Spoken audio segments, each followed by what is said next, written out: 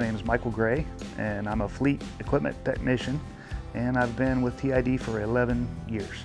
I take care of all the assets for TID. We also take care of all of the standby products like generators and Caterpillar equipment. That is 660 pieces of equipment that we take care of. In a nutshell, I am responsible mostly for the medium duty aerial vehicles and F550 series trucks. We start at 6 a.m. here. We'll come into the shop, open a work order, see what the schedule is. We will also get started on that for either service or a CHP inspection. If it was a breakdown, we'll break that piece of equipment down and we'll start the repair. And once we're done with the repairs, we also go back on the computer, and all of our work orders are computer generated. We'll finish the work order, put in our time, and then we will deliver the vehicle back to the customer. There's oil changes, there's services, there's tires. We do a little bit of everything. Every day's different here. That's what keeps it fun.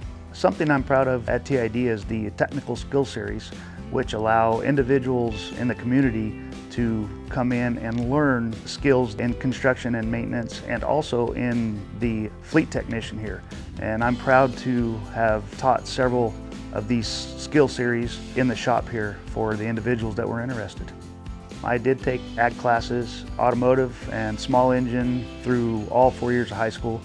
It was easy for me to understand nuts and bolts. The skills nowadays are obviously computers. The truck behind me here has probably 18 different computers in it, and they all talk to each other.